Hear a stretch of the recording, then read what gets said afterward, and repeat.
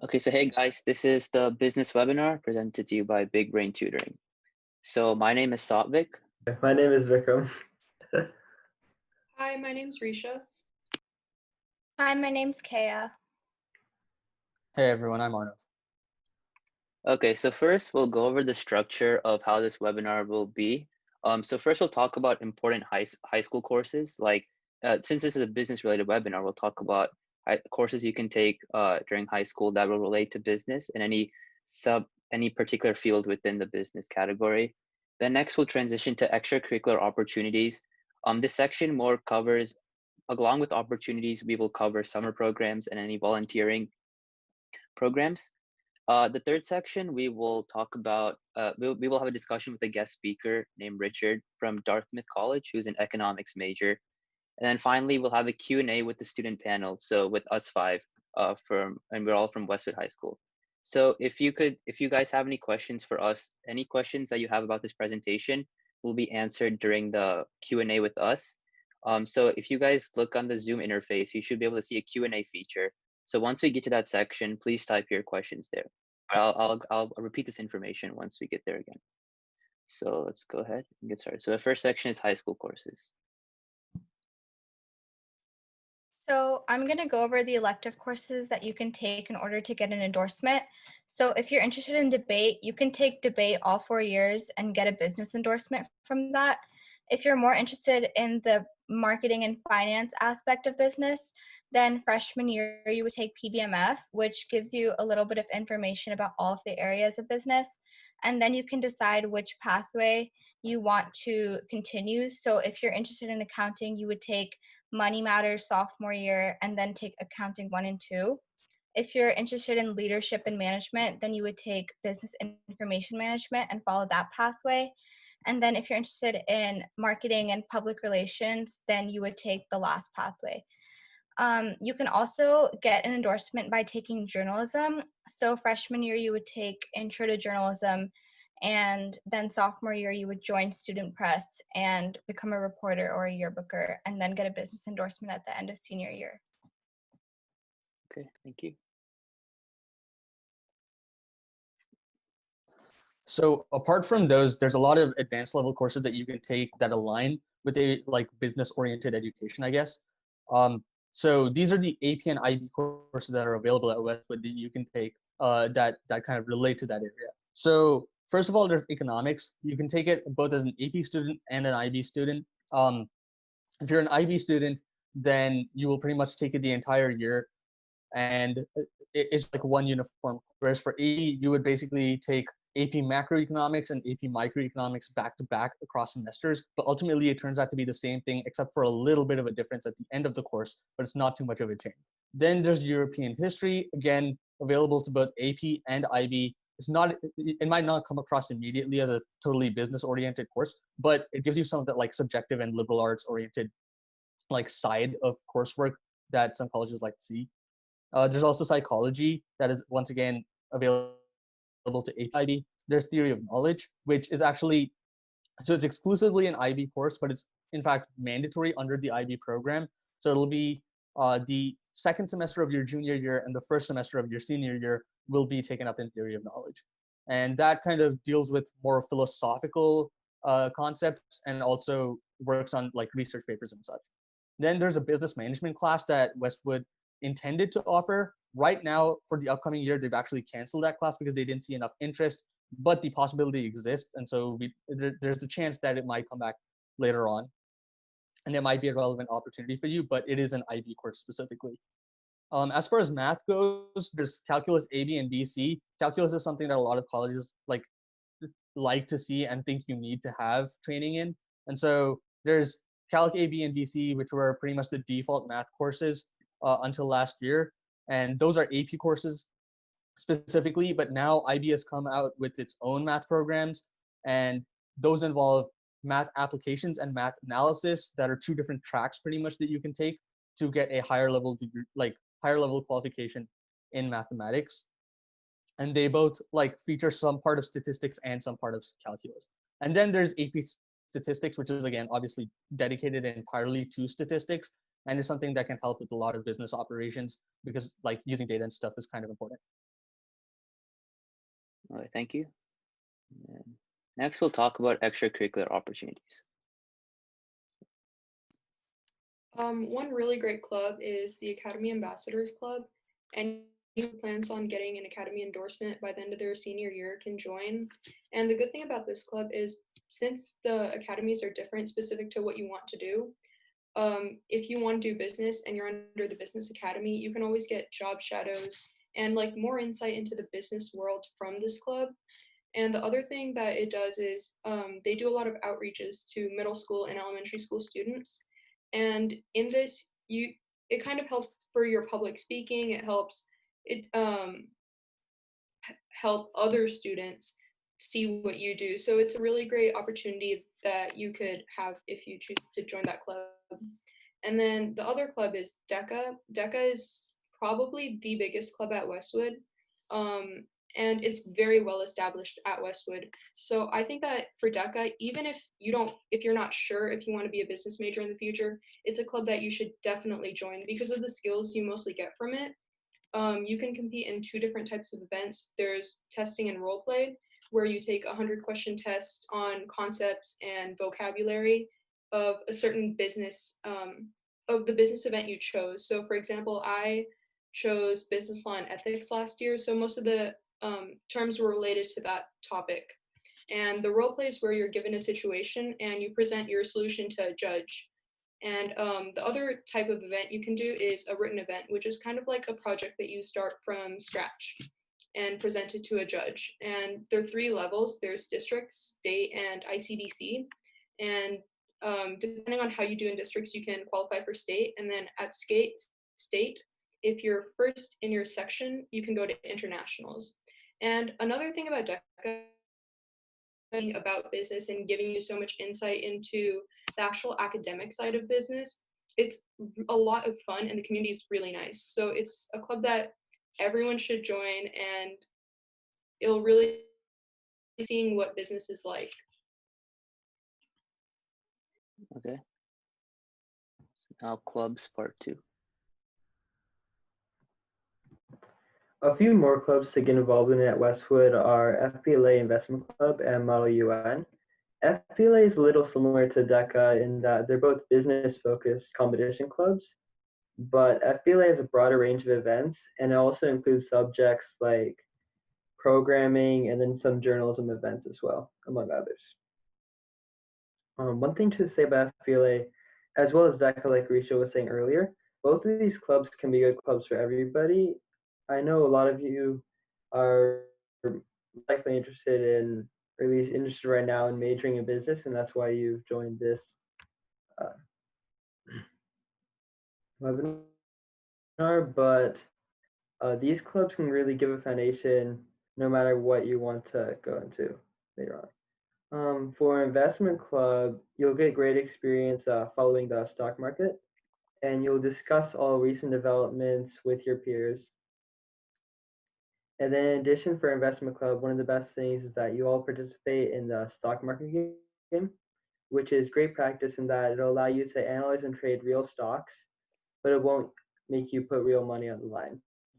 So there's no risk, but you get all the practice of trading stocks. Finally, for Model UN is built around one of the most important values in business, cooperation. You'll get to practice diplomacy in creative scenarios, and you'll learn about international relations as well as current events by working with other countries. Sure. Some of the skills that it will help you develop are researching and then also creating arguments, as well as simply working with others and finding compromises.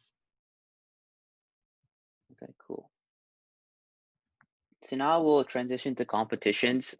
Just to make it clear, DECA and FBLA are both competitions, but they're more school sponsored. When I say school sponsored, I mean like they're clubs at school which offer these competitions. So I'll transition to more to competitions that are not exactly endorsed by the school. So the first one is the Diamond Challenge. So this is actually available on the DECA website. DECA supports this competition as well, and it's basically a bigger scale entrepreneurship competition, right? You're basically given, this competition runs for several months, and what you do is at the beginning, you form a team of, I believe, 4 to 5 people, and you come up with a business idea. In some category, whether it's tech or social change or anything like that. And you build a design and you build a product, and there's several phases where you have to pitch it. You have several phases where you go through. The first one is like the pitching it, and then if you pass that phase, you move on to the next. It's kind of like a hierarchy within the competition. And once you get there, you go to the final contest, which is held on their own premise, on their own place. And the prizes are: first place, you get $13,000. Second is 9,000, and third is $5,500. So there's a lot of money involved in this, and it would be a great competition to show, that you're really competent at building a business. So the next one is the Changemaker Challenge, presented to you by T-Mobile. So basically, this is similar to Diamond Challenge in the sense that you submit a project, but this is specifically focused on social change. So whether it's in tech, the environment, or education, your project should be a driving force into changing the social norms of society in one of these three categories. And the top 30 teams or projects, which are selected by selection committee, will get to visit T-Mobile headquarters, and you'll be you'll be admitted into a 2-day workshop where you get to meet with the T-Mobile CEO and other T-Mobile executives, and they teach you vital business. They teach you vital business qualities, and they also work with you to bring your ideas to life, the ideas that you submitted in your project. So summer programs, the first one is called the Free Enterprise Leadership Challenge, or FELC for short.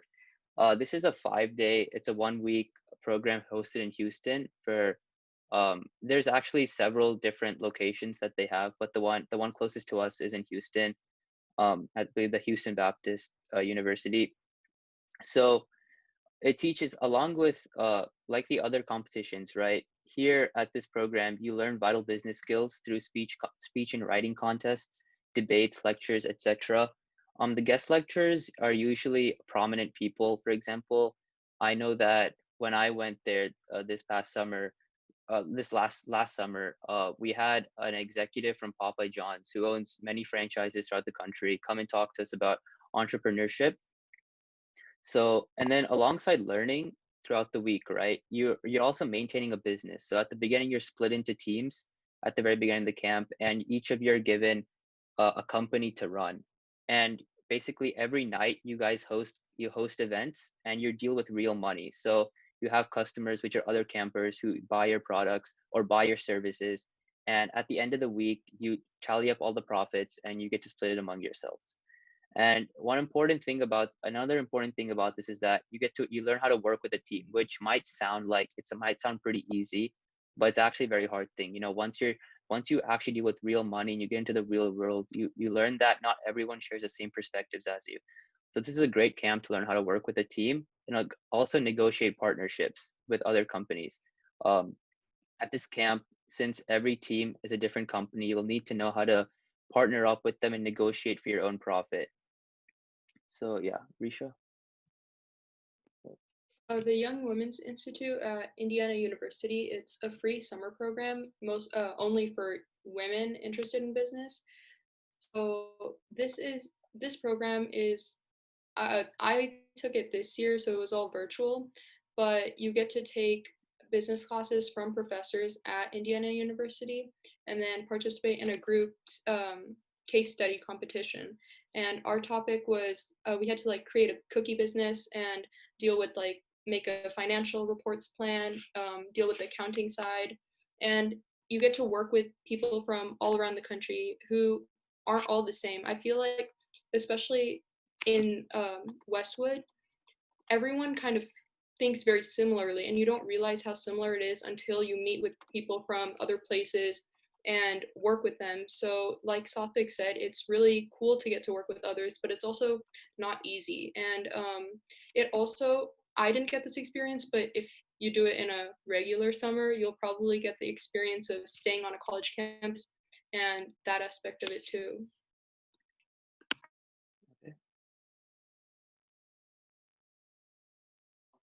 So another extracurricular, I guess, that it can teach you very relevant skills to debate, that I've personally been involved in is, relevant skills to business that I've personally been involved in is debate. So I think like obviously if you want to become a better public speaker and a better communicator, then debate is all about that. So it's probably very relevant and appropriate for you.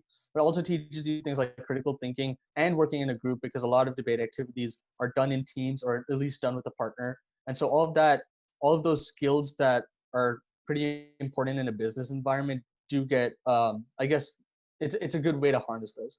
So apart from the skills it teaches you, the opportunities to be an officer on the Westwood debate team are pretty important, because being one of the largest programs in the country, I think it may be the largest in the country, but the ability to be an officer is like a good demonstration that you're a good leader, because not only are you dealing with a lot of people and like working as a team, but also it shows that you're accountable and you do get real responsibilities that you have to handle.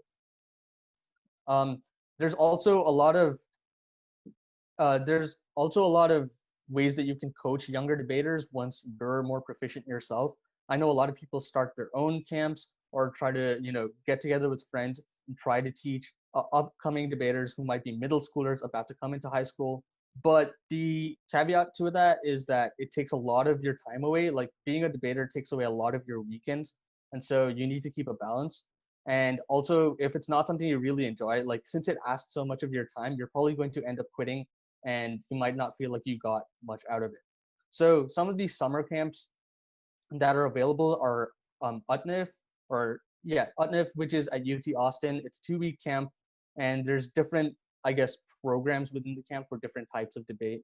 Then there's NDF, which is a very popular debate camp that's also 2 weeks long, and it has multiple branches in Iowa, Boston, and San Jose.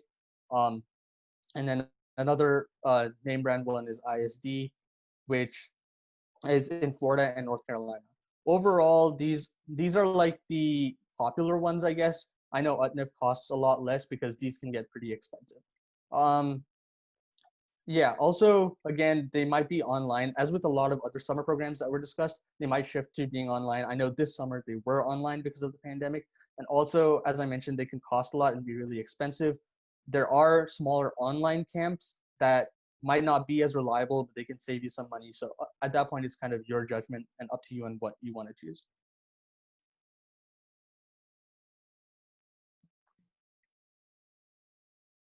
So if you're interested in journalism, one of the programs you can take are the New York City Summer Academy, which is part of the School of the New York Times, and they offer a lot of different programs. They offer writing programs, photography programs, film programs. So if you're interested in that, that's a really good experience.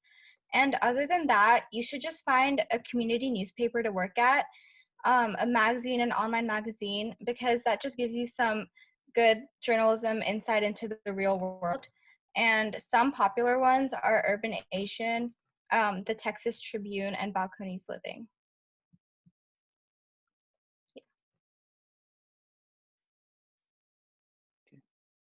Vikram? A couple more internships are through the city of Austin and then just through general networking. So for the city of Austin, it offers a program called the Austin Convention Center Internship Program. And this program has 4 sub-programs that focus on leadership, STEAM, um, Dawson Bergstrom International Airport, and then convention centers around Austin. And through each one of the programs, so they all have slightly different focuses, obviously, but through all of them, you can learn business skills such as marketing, accounting, and then also they teach you about property management with the airport and hospitality with the convention center. One nice thing with this internship is you're actually paid $8 an hour. And you can learn more about this internship as well as find the application. Is one application for all 4 sub-programs, this website. Finally, for internships, in the business field, one important thing to keep in mind is that one of the biggest skills you'll need for success throughout your life in business is networking.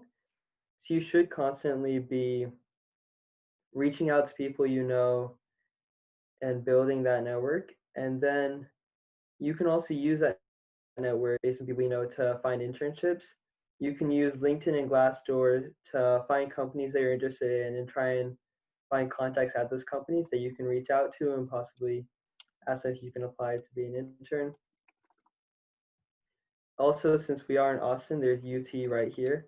Professors can be difficult to get in contact with, but for professors also, um, you can email them. They may or may not respond, but a good thing to do if you're trying to get in contact with professors is really try and see if you have any mutual acquaintances since they do live in Austin. So you might find out that you have a mutual acquaintance that you didn't know about, and that can help you get in contact with them.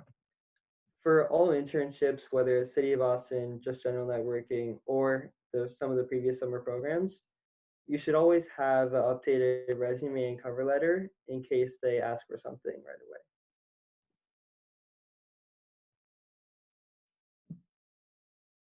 So if you want volunteer hours, especially for business, tutoring is a really good idea because it just gives you like leadership experience and communication skills. So if you're part of NHS or NFHS or any honor society, they usually provide you with tutoring options. But you can also just be a private tutor for anyone that you know or make your own tutoring business. And that's just a really good way to get some instructor skills and leadership experience. Other than tutoring, another really great way to volunteer is by organizing events. Because organizing events, firstly, there's many different aspects of business that come into organizing events. There's management and teamwork. All of those things are really necessary. And the other thing is that when you organize an event, you want to make it about something you're passionate about and something that leaves an impact on your community.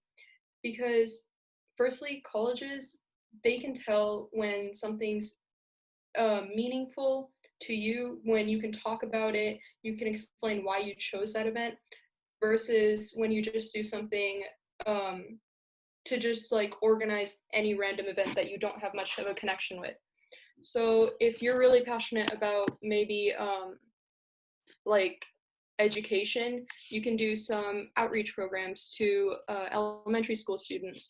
If you're passionate right now because of COVID-19, there's a girl in our grade who did something related to making masks, and all these things where she's making an impact on the community, but also getting an insight into all of these business skills like work and leadership. She's working with so many different people, and it's hard to get along with a lot of people, especially when it's something at such a big level.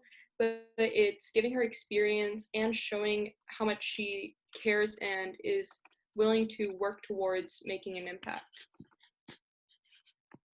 Okay, thank you, Risha. So now we'll have a discussion with our guest speaker, Richard Lai from Dartmouth.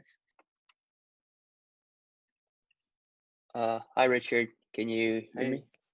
Hi. Yeah. Thank you so much for coming out here and joining us today. I know your No time means a problem. lot. Time means a lot for us, so yeah. And just to let you know, the demographics of our attendees are mostly middle schoolers, and rising freshmen. Some might be sophomores, rising sophomores. Okay, great. So yeah, okay. So our first question to you is, what clubs and initiatives are you a part of at Dartmouth? Yeah, so a few of the more career-oriented clubs that I'm involved with on campus is DIP, the Dartmouth Investment and Philanthropy program. So they teach us a lot about investment, and we get to actually manage a fund that they have on campus. And then the second career-oriented club is called Tamid, which is a consulting and investment club on campus, kind of similar, except for it has more focus on consulting as well. And then I was also part of a living learning community on campus. I'm not sure if you guys are familiar with these things, but basically I think most colleges have them where you're living in a dorm, but it also has a particular theme. And so my theme was Great Issues Scholars. And so we did a lot of events focused around global issues. And then finally, I was also in badminton club for the fall, and I was also in the Chinese club. Yeah, that's pretty much all the clubs that I was in. Okay. Just like a quick follow-up. So, do you have to have any like uh prerequisite qualifications in order to join these like investment type clubs? Yeah, that's a good question. So for DIP, um, we go through an education session in the fall term, and then you have to apply to become a full-fledged member. But generally, if you pay attention to all of the education sessions, they do a good job of making sure you're prepared for the application process to become a member of the club. And most of the competitive career-oriented clubs on campus are the same way. Okay, cool. So, what are some college courses that you're taking for fun or like they're not exactly related to your major? Yeah, so right now I'm thinking of majoring in economics. So some of the courses that I'm taking that are not related to economics, I think for Dartmouth, it's a bit different because we are a liberal arts college, so we require a lot of classes that are non-related to your major. And so some of the classes that I took in the fall, I took an art class to satisfy the art credit that we have to take during our 4 years there. And then I was also really interested in international development. So I took a few international development classes, such as Introduction to International Development and Introduction to Global Health. And then I was also interested in geography, so I took a geographical information systems class as well in the spring. But those are pretty much all my non-econ classes, but I'm planning on taking a lot more non-econ classes, mostly because there are so many requirements that we have to fulfill outside of just your major. Okay, that's nice. So, how do you balance work for your business requirements and recreational time? Yeah, so generally when I'm on campus, what I try to do is I try to schedule my days so that I have something fun or like an event to do with friends or maybe with a club at a certain time. For example, if I'm studying, if I know I'll be in the library from like, let's say my last class ends at 4 until like maybe the rest of the night, I'll make sure I schedule in something at the end of the day so that I'm forced to finish my work before then and be as efficient as I can while also having something fun in. So the fun serves as two purposes. It like makes you more efficient while you work, and it also gives you that balance of not constantly working. And I think that would be like the best way. It doesn't always work. Sometimes I don't end up finishing my work during the day, and then I do the fun thing, and then I have to keep going late into the night. Um, and so it's best to avoid that, but sometimes it's hard to. Okay. And also it's just another follow-up. It's come to my attention that like Dartmouth doesn't have an exact business major, right? But we have schools like UT Austin, for example, have a business school. So how is that different from what is there at Dartmouth? Yeah, so this is actually something that I feel like a lot of students really don't know of earlier on in high school or in middle school. A business degree is very different from an economics degree. So a business degree will train you in specific fields such as like accounting or finance, things that are very much so skills, technical skills you use as you go into the business world. Whereas Dartmouth is a liberal arts college, which means that it's not, there's no particular program that prepares you for a technical position in the broader world, right? It's an institution focused on education and knowledge creating. And so when you're taking economics courses at Dartmouth, most of what you learn is not going to be related to finance or accounting. Um, Instead, you learn all of that in the clubs outside of class, and maybe you pick it up along the way. But if you go to UT Austin and you're in their business major, and for example, you choose accounting as your track, then you will learn those accounting skills, and you have all that technical knowledge. But I think you miss out on the more theoretical knowledge when it comes to economics. Okay, nice. So you said like we could at Dartmouth, for example, we could find these other technical honed clubs outside of technical hold skills outside in clubs. So are there like many different clubs for these different technical skills? Like, are they easy to find? I would say even if you're not part of the club, it's still pretty easy to pick up on those skills, mostly because a lot of people, a lot of your peers will want to be entering similar fields. A very popular one is investment banking, and they require you to have some base level understanding of accounting and the financial um, uh, technicals. And so there, I think on campus, there are only a few big clubs that will help you with that, but they're really popular and it's really easy to find out about them. And the campus size isn't that big, so I think it's an adequate size. Okay, and these are run by professors or other students? They're run by other students, but I think the difference in college is generally other students, like seniors or juniors, they already have a year or so of experience in the field. And so, and they also have alumni connections. So sometimes they bring in alumni speakers to help us. So the clubs are, at least the more popular clubs are very well networked, and they have a lot of good sources. Okay, that's good to know. So next Yeah. one is, how did Westwood prepare you for Dartmouth? Many want to know this. Yeah, so I actually think that Westwood is, I'm sure a lot of um, alumni from Westwood have said the same thing. It's a very rigorous public high school compared to many other public high schools across the US. Um, I know you might have a future question about this, but I'm just going to go ahead and mention now that I was in the IB program in Westwood, and I think I can only speak of how IB prepared me for college. So in general, though, I think Westwood did really help in how to time manage, because I know a lot of students have a lot of extracurriculars and clubs and are pressured into those, while also having a lot of pressure on maintaining grades. And that kind of difficult juggling of tasks is a skill that you learn over the years and you perfect, and you get better at. And so college becomes easier.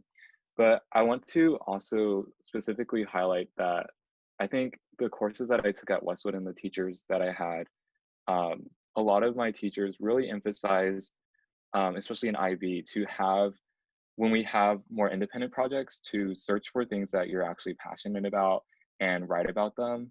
And I think that helped me hone like what I was actually interested in. And although I'm still trying to figure out like what exactly that is and the specifics of it, it definitely helped me in college to make better decisions on what I wanted to do. Because once you're in college, you have so many options and your parents aren't there with you all the time. So all of it comes down to you. And if you don't have a strong understanding of what type of learner you are and what type of person you want to become, then those choices become really difficult. And I think Westwood, if you really engage with the classes at Westwood, it helps you determine what you want to do in life, and that helps you make the most out of college as well. Okay. So, so what advice do you have for incoming college freshmen? I know like there's many different tasks that freshmen are given, right? But there's some things that you don't actually have to worry about and some things that you should worry about. So what are kind of those things what kind of advice do you have for coming? Yeah, so I think talking to a lot of upperclassmen specific to the college that you're going into is really helpful. Like try your best to like figure out who went to that college so that you can like ask them questions. I think each college is very different in what their culture is, how to select the best courses, things like professors, and like clubs, like what are the good clubs. So on the technical aspect, it's best to ask, people that you know at those colleges.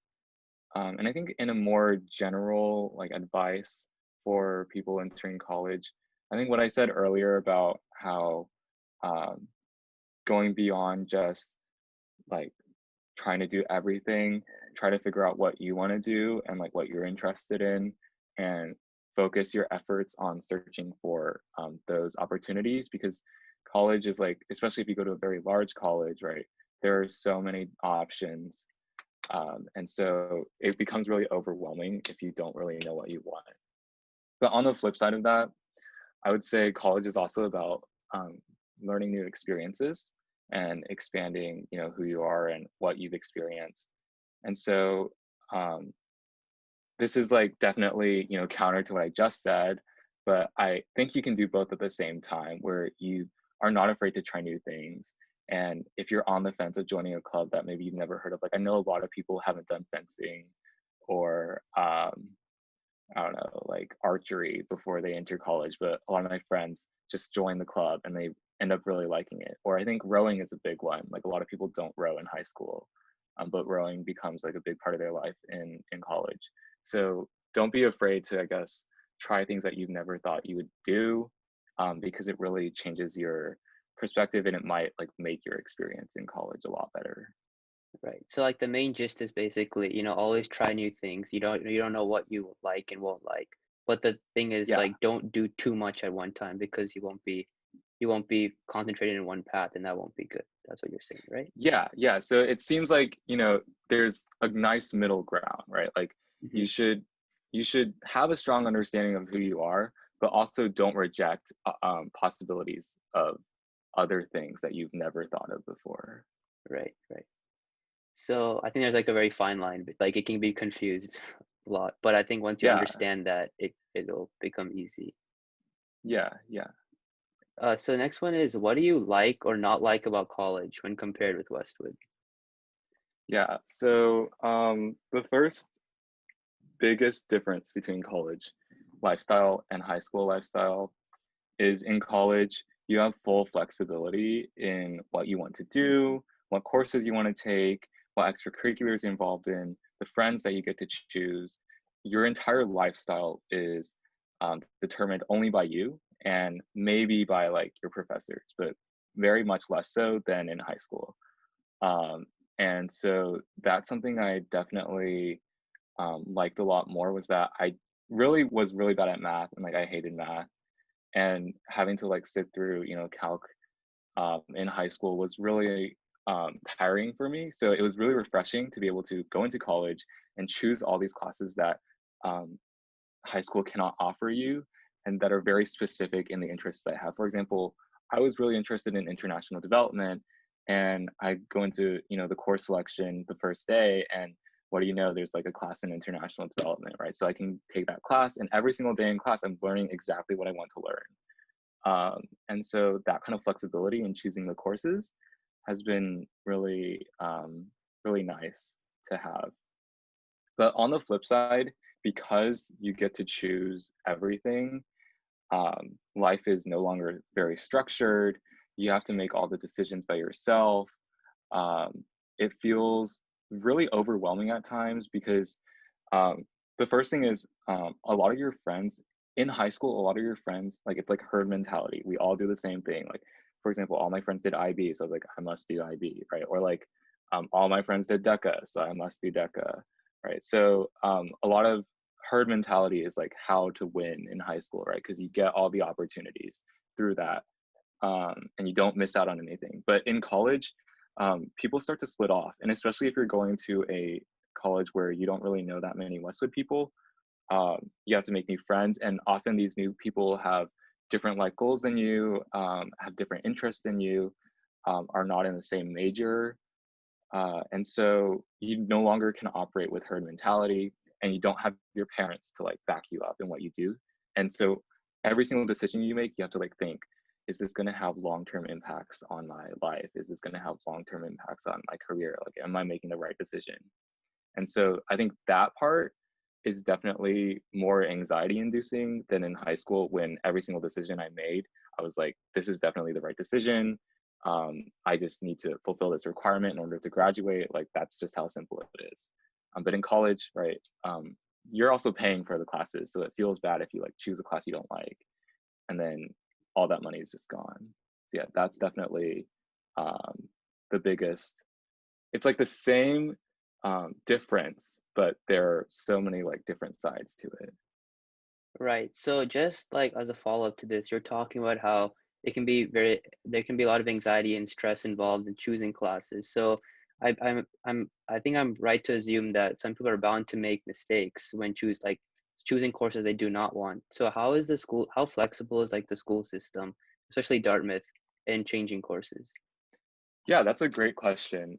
So it's school dependent for sure. I think a general principle though is the smaller the school size or the more private the school is, the easier it is to change classes. I know at UT it's very difficult to even get into the classes that you want because so many people are competing for the same classes, especially if you're in a popular major.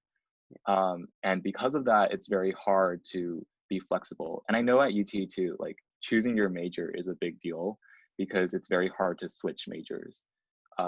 That's what I think the biggest advantage of Dartmouth is, or one of the biggest, because they have full flexibility in classes. Like I think up until um, I'm not sure if it was the second week or the third week. I think we have like a 2 week period where you kind of just they call it like shopping for classes, and so you can attend as many classes as you want in that 2 week period, even if you're not actually enrolled in the class. And then if you decide that you don't like one of your classes or you really like a class that you're not enrolled in, you can just email the professor about it or talk to them after class and just get onto that class. And generally, there's no issue because the classes are all pretty non-competitive, except for, I would say, CS and econ classes. But everything else is very easy to switch around and get into whenever you want. So that's, yeah, that like takes the anxiety out of it a lot. Yeah, so that's definitely something. If you like really want that kind of flexibility, look for schools that offer that. I know that most big public schools will probably be less flexible with course changing. Okay, yeah, that's good to hear that Dartmouth is really good at that. So just a couple more questions because we're running short on time. How do Okay. you recommend students interested in business spend their free time to like keep on growing their interest in it? Yeah, this is something that I wished I did more of in high school. I would say first, the world of business and finance is way bigger than you think it is. Like, it's not just, marketing. It's not just like being like the CEO of a company. Like, there's a lot of details. There's like a lot of different roles, and even I like don't even know that much about it yet. So definitely, if you're interested in that direction, research about what kind of jobs there are in the business world, research about like what like all the things you do are in those roles and see if you're interested in them. And then also research about the industry as a whole. Like pick something that you're interested in and just read like current news about it and see like who are the big players, who are the people that you should keep track of, right? Those are things that I didn't really think of in high school, and now I'm just trying to play catch up. But if you go into college, knowing like a lot of industry knowledge, um, it's really impressive to interviewers, and it's also really impressive to club leaders, and you can like know like what clubs you're interested in as well, and kind of ties back into what I was saying earlier of like knowing what you're interested in before you go to college. So yeah, I would say that's, oh, and also join DECA or FPLA. I know Westwood has both, right? Yes, So yeah. yeah, I feel like not only join, because I joined DECA, but I didn't really put that much into it and didn't really get that much out of it. So like the more you put in, obviously, like the more you'll get out.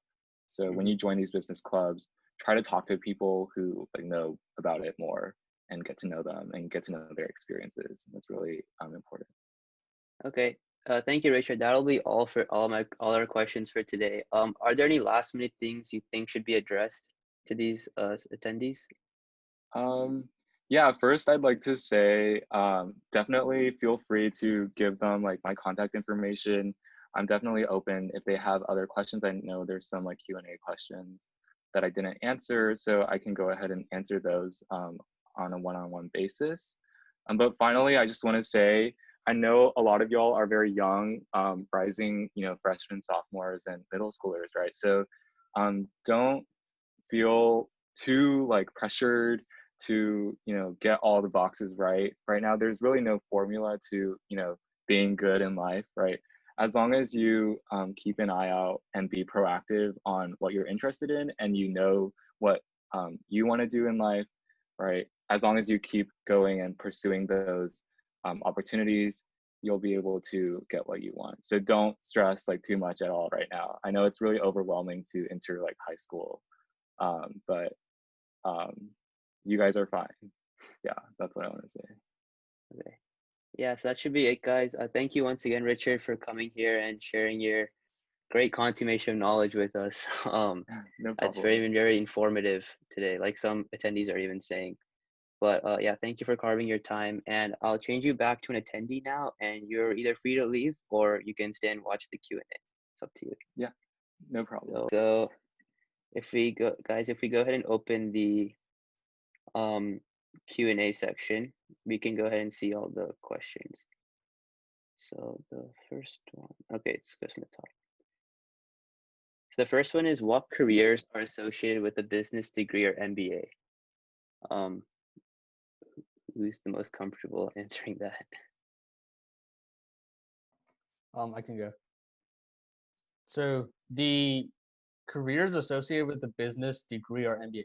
So the answer to that, like, as I think the guest speaker mentioned, there's a very broad variety of positions that like are that are like, I guess, clustered in the field of business, because there's so many parts of companies that you have to handle. And so like I think there's all sorts of things. Like you could go into a field such as business administration, where you might be like a manager for something. You could be like an information systems, like, I don't know what the word would be, like working on information systems and like the technological or data part of a company. Or you could go into accounting. You could go into the entire finance field, which means like investment banking, or like being a bond underwriter or whatever. There's just so many different like fields you can go into with a business degree. So it's kind of a hard question to answer because there's so many different options. Okay, thank you. The next one is, with an economics undergrad major, what does the path look like for a master's degree if you were to do one? With economics undergrad, a lot of people after undergrad will so let me start. So when you're in college, after your sophomore and junior year, you typically do internships in the business field. And then typically in the internship between your junior and senior year in college, you'll often get a return offer from that business.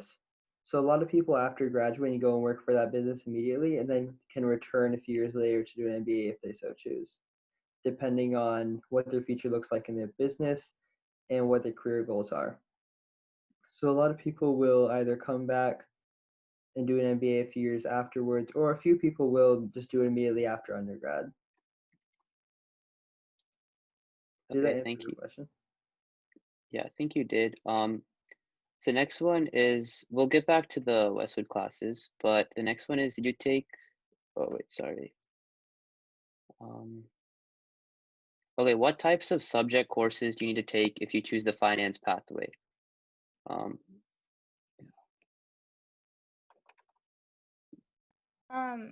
I think like if you choose the finance pathway, sophomore year, you would have to take Money Matters, which kind of just teaches you the basics of accounting. And then junior and senior year, you take accounting 1 and 2, where you learn about like QuickBooks and all of the like details of accounting. It just prepares you better for college. Okay. So actually some of these questions were meant for Richard. Richard graciously offered to answer them. So the first one was, what Westwood classes have turned out to be the most valuable for you in the undergrad education? Oh, wait, so these were the questions that were asked like during the earlier presentation, right? Yeah. But just to Okay. make it clear, guys, can we, from now onwards, can we have questions directed towards Westwood itself? And then any other questions for Richard, you can ask them privately later on, just so that we can keep the Westwood Q&A session intact. Yeah, thank you. Yeah. Okay, so the question was about what classes were the most helpful in Westwood? Yes. Yeah, okay, so I took IB classes, and I would say, I know, like, I'm sure you guys maybe have heard of Mr. Bray. He was my freshman human geography teacher, and he also taught European history to me in junior year of IB. And I think his class was definitely the most transformative for me in Westwood because he changed it from like a task-oriented class to a more interactive knowledge learning based class. So I, instead of approaching my future classes as just like, only seeing it to get a grade, right? I more approached it in a way that I saw it as expanding my own knowledge and actually being beneficial towards changing, my view on the world. And so I think that's something that I started paying more attention to after his class, and it helped in college as well. Okay. And just one more, I think one more directed for you is what specific math courses do you take in Westwood for an econ undergrad? Okay, so like I said earlier, I just like did not like math and I was not very good at it. But I think my path was pretty standard. So I took algebra 2 in freshman year, and then pre-calc in sophomore year, and then calc AB in junior year, and calc BC in senior year. And for econ at Dartmouth, the only math requirement is calc BC. And if you have an AP credit from calc BC, they give you the math requirement, so you don't have to take math at Dartmouth for an econ major, which is really helpful, and it kind of shows that you don't really need like the really advanced math to do well in econ at Dartmouth. Thank you. So guys, that's it. That's the questions itself for Richard. I'll go ahead and demote you back to an attendee. Okay. So guys, if you have any further questions for Richard, once I send an email later on, either today or tomorrow, with the link to the PowerPoint and this webinar, I'll also include Richard's contact information. He said that he's allowing us to share it, and you guys can email or text him any further questions. But we'll go ahead and continue the Westwood Q&A. So next one is, which courses you take for an IB diploma at Westwood? So I can answer this one since I'm in the IB program and I'm aware of which courses you need. So a prereq is World Area Studies in freshman year. That's a history course which you need to take. And then in sophomore year, you need to take APUSH. And I believe that they're changing the curriculum a bit so that now there's an IB version of US history. And it's also a bit unclear on whether they're allowing you to skip it or skip it while taking it at ACC, or you have to take it while at Westwood. And then there's European history, which is a IB specific course. Before it used to be required, but now it's not. And then there's also a class called Theory of Knowledge, which is it's a 2-semester class, but it's split between the spring semester of junior year and the fall semester of senior year. And you write papers in that class, and you learn more about the theoretical concept of what knowledge is. It's basically in the name. It's a lot of theory in that class for sure. So those are the courses required for IB. And of course, there's also math courses that to graduate regularly, you need courses, you need math courses, science courses, and all that. So the next one is, what degree will you receive once done with undergrad? Is it a BS in econ or a BA in econ? A Bachelor of Science or a Bachelor of Arts? I can answer this if that's okay. Yeah, sure. Yeah, so considering that it's the summer before my senior year, I've been looking at like quite a few programs and colleges related to economics because that's something I intend to go into, and like in areas where like maybe a business school isn't available or as like an alternative. So the answer is there's no standard answer to that. Different schools give you different degrees. So the best option is probably to go onto the website of any school you're interested in and check out which degree they offer for an economics, for undergrad economics, like Yeah, because I know they definitely vary across schools. So like again, I can't give you a clear set answer. It varies by each college, especially based on like which school, for example, the economics program is housed under. Some of them treat it as a liberal arts thing, some of them house it in the business school. And so yeah, there's a lot of variation. Okay. The next one is, what's the difference between calculus A, B, or BC, A, B, and BC? Risha, Kea, would you guys be comfortable? Calc AB is, so if you take Algebra 2 in freshman year and Pre-Cal in sophomore year, and you choose to be on the AP track, then you're going to take Calc AB in junior year. And then senior year, you can choose between statistics or Calc BC. But the first semester of Calc BC is kind of a review of what you learned the previous year. So it's relatively easy. And then the second semester of Calc BC is more of the newer things and concepts that you haven't covered before. Okay. The next one is, can you repeat the diamond challenge? Sure, I can. It's basically a competition that runs for several months. I believe it's endorsed by DECA as well. But you basically come up at the beginning, you come up with, you get together with a team and you come up with an idea.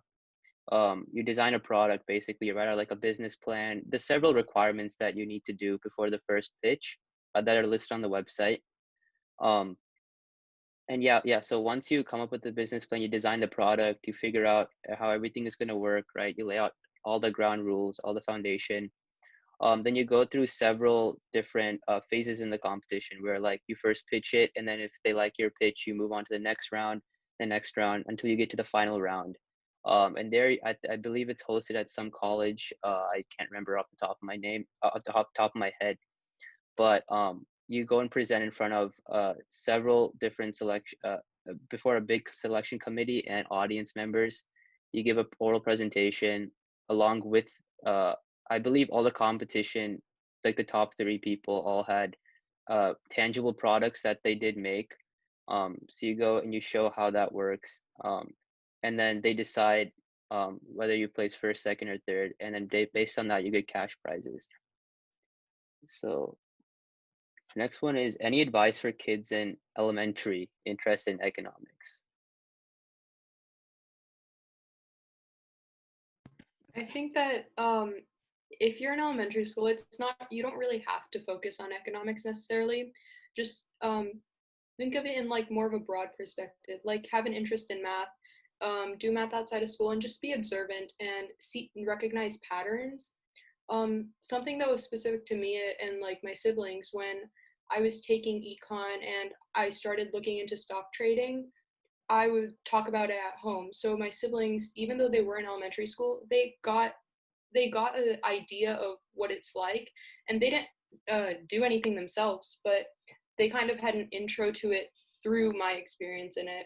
But other than that, I think that just keep it general and just recognize your interest in it and grow upon it as you get older. Okay. The next one is, did any of you guys do internships in journalism? And if you did, how was your experience?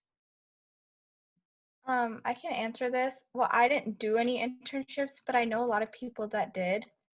And I know that like there are a lot of different internships that you can take, but I think one of the best ones was the New York Times one that I talked about, because that like just gives you a really good like real world view into journalism.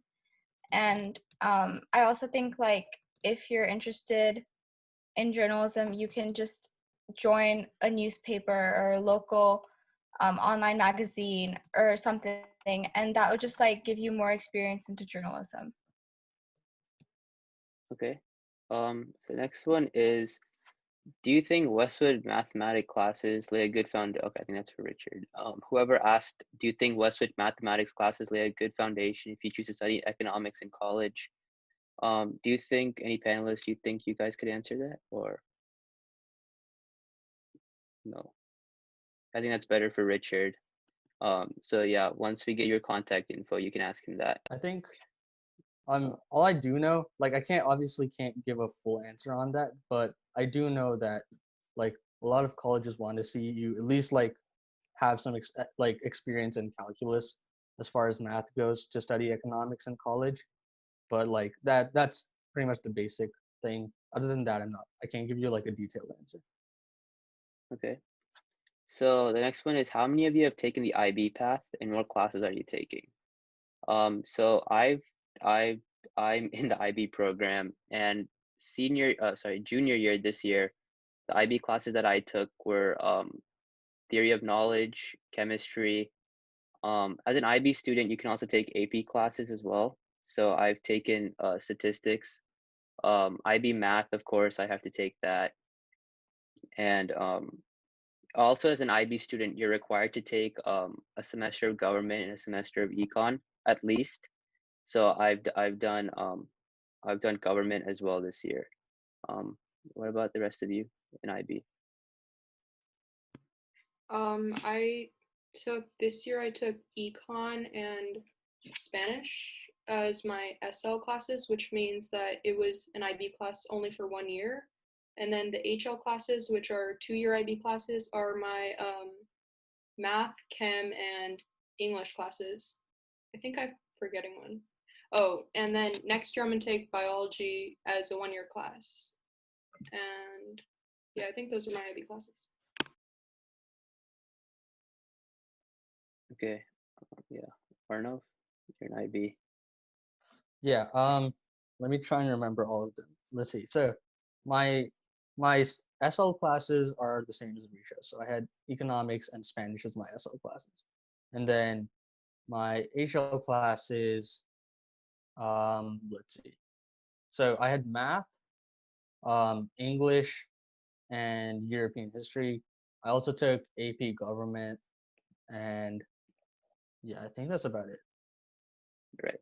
And also just one thing to add, I feel like STEM and business are very, they can be intertwined.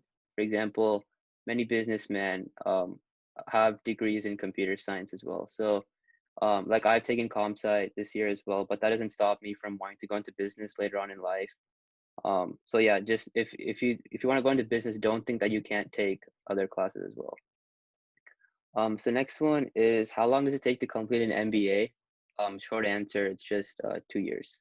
But there's accelerator programs which you can do in like half a year, 12 to 18 months, so year to year and a half. And then what are the differences between AP macro and AP micro for econ students?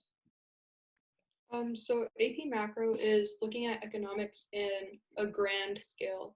Like you're mostly just talking about US's entire economy. You talk about the Federal Reserve, you talk about banks as a whole, and you talk about all the businesses in United States as a whole. And that's what we cover. If you do IB econ, that's what you do first semester. If you do AP econ, then that's your AP macro class. And then second semester is where you can do either AP micro or do the remaining part of IB econ. And so micro is more about individual businesses and how their economy works. So it's at a smaller scale and it's more detailed to a specific firm. Okay. The next one is, if you take Calc AB, do you have to take Calc BC? I can answer this one. No, you don't. Obviously, a lot of colleges do like to see it take at least one calculus course. Many people end up with Calc BC though in their senior year. Yeah, because most people I know have go from Algebra 2 and 9 to pre-cal to Calc AB and Calc BC, but you do not need to take Calc BC. That's just what a lot of people do though. And Arnav, this is specifically for you. Did you take any classes in middle school that help with debate in high school? So I'm not the best middle school resource, considering I only moved to the United States before 8th grade. So like, I mean, I had 1 year here, not a lot of time to take electives or anything. I wasn't even really familiar with a lot of the courses that were being offered. So even if there were some, I probably would not have known. What I can say is I don't think the fact that I was new and didn't take any debate specific courses really like obstructed me. So I guess my advice would just be, as long as you like if you have an interest in like history and things like that, I mean, you can satisfy that with the usual courses that you take. Again, there might be some that are available, but I wouldn't know. And there was something else I was going to say. Yeah, there was a debate club where pretty much you get a few students from Westwood who are existing debaters at Westwood, and they come to your middle school, the feeder schools for Westwood, and they kind of like give you a rundown of debate. It's very basic level learning, and once you get into high school, you realize it is like the absolute start of the beginning. Like it's very basic knowledge, but it does help you if you want to satisfy your interest in debate some way and get like some familiarity. Additionally, to add on to that, I think one of the camps Arnav mentioned in the presentation about UTNIF, the UT debate camp. I think that's a really good thing to attend after 8th grade. So the summer following 8th grade before you enter 9th grade. There's a 2-week camp that introduces debate to you. It's an introductory debate program, and it's very good in the sense of getting you started with debate, laying the foundations. Of course, it focuses on only one type. So there's 4 types of debate. It focuses on one type, but once you learn that one type, it's very easy to transition to the other types. So which you'll be exposed to in freshman year debate.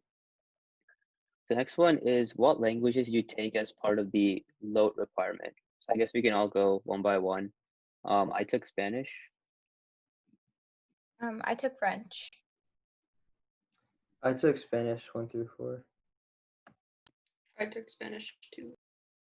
Yeah, I also took Spanish, and if you can't tell, I'm pretty sure Spanish is definitely the most popular language to satisfy the requirement. Okay, why don't you tell us like why you chose French over Spanish? Well, I think I just chose French because I liked the language, and like, like my mom knows how to speak French, so that's kind of what made me choose French. But that's basically it. Okay. How hard is it of a class, or like, do you think it's a manageable workload for people interested in taking French? Yeah, I think it's the difficulty level is around the same as Spanish, but I think like French 2 is the hard course, which actually like teaches you everything about the French grammar, and that was like the hardest course of French. But I think other than that, it was pretty simple, pretty easy. Okay. And Arnav and Risha, this is for you guys. Did you take any Spanish classes in middle school? And if yes, are you now taking higher level Spanish now at Westwood? I took Spanish in 7th grade. Yeah, 7th and 8th grade, I took Spanish 1A and 1B. And then I took Spanish 2 in freshman year, Spanish 3 and Spanish 4 in the following years. And I think that the easiest one was Spanish 3. I can't really say which one was the hardest. I guess it might be the middle school ones, because those were the ones that actually taught you like the basics of conjugation, and I would say those are the most important ones. And a lot of people, I feel like once you get to Spanish 4, most people do take Spanish as an AP or IB class. And when you do that, you realize that you have a really good grasp of Spanish. So a lot of people like to continue into Spanish 5. I can't do that because of my schedule, and I probably wouldn't want to take the Spanish 5 test at the end of the year. But if I just took the class to like learn Spanish, I think that's a great idea. And just to add on to that, if you're in the IB program, you're required to take 4 years of a language. So in this case, until Spanish 4, French 4, German 4, or Chinese 4. But if you're in the AP program, you're only required to take up to the 3rd level. So, and the next one is: are any of you part of band, orchestra, or part of a varsity team? If yes, how are you balancing it with your studies? Any of you in band, orchestra?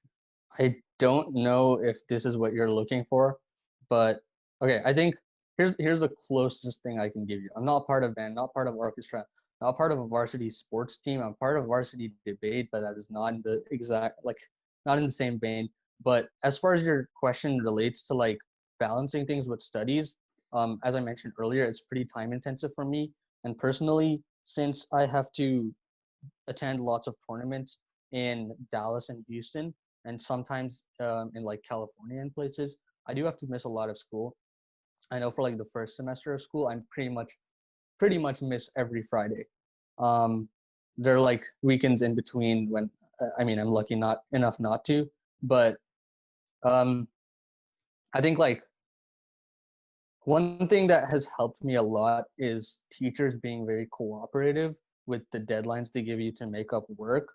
And um, so whenever I miss these large amounts of classes, sometimes what like Friday, sometimes Thursday and Friday, um, I guess like it's just more work for the weekend. Come back on Saturdays, work through Sunday, get homework done.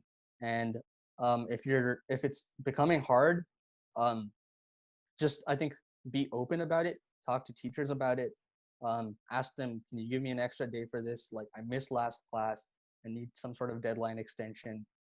But at the same time, it's also very important to catch up on what you missed. Like ask someone in your class what happened, because if you're behind and you don't know what happened last time, then when you walk into school, first of all, the next class that you have, you're just going to be entirely lost. But also on top of that, your teacher wants you to be responsible, and like once they can trust you to be responsible, they're also more lenient with giving you deadline extensions when you miss that amount of work. Thank you, Arnav. So that should be it for today. It's 5:15. So if you guys have any more business related questions, I'm sharing my screen right now. You can contact us here. Uh, uh, so we're part of Big Brain I'm part of Big Brain Tutoring that's hosting this webinar. Our website is this, bigbraintutoring.net. And if you have any questions, you can definitely contact us at this email, www.bigbraintutoring@gmail. And yeah, I'll be emailing you both the recording to this webinar, just in case you want to share with any of your friends, and also the link to this PowerPoint so that you can go over it on your own time. So yeah, you're free to leave now, but in case if you would like to, take a picture of this contact information, please go ahead. But yeah, the webinar is done. So thank you all for attending.